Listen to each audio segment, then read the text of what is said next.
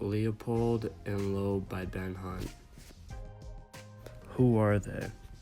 Nathan Freudenthal Leopold Jr. and Richard Albert Loeb were two wealthy students who went to the University of Chicago. Leopold was born on November 19, 1904, in Chicago, Illinois. Loeb was born on June 11, 1905, in Chicago, Illinois as well. Both of these young men were natural-born geniuses who would take any opportunity to show their superiority over anyone. Idea. These two college kids wanted a challenge, a way to prove how clever and smart they were. They came up with the idea to commit a crime.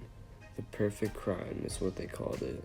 Leopold and Loeb wanted to commit a horrible crime and get away with it.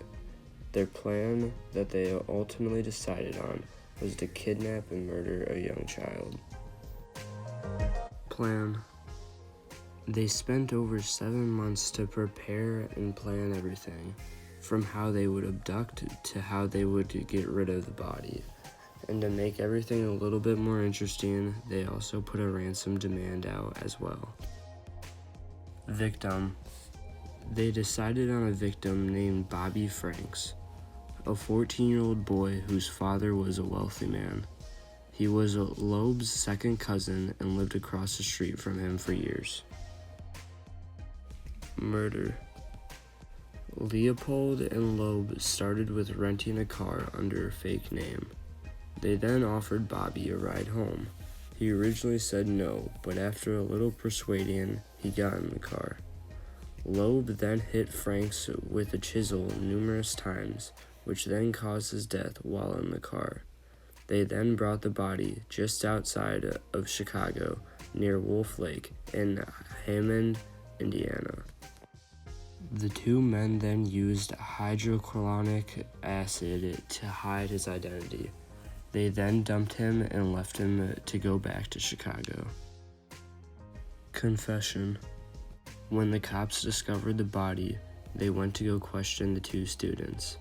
When questioned, Loeb was the first to confess.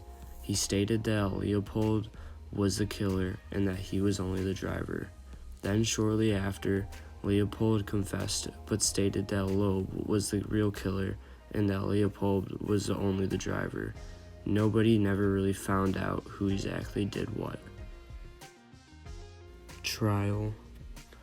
Both Leopold and Loeb ended their trial with criminal charges of murder and kidnapping.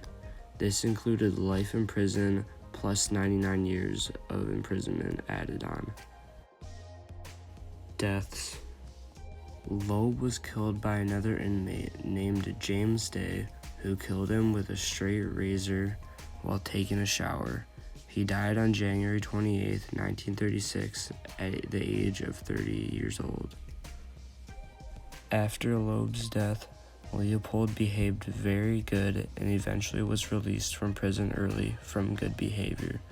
Leopold then moved to Puerto Rico and lived a long life.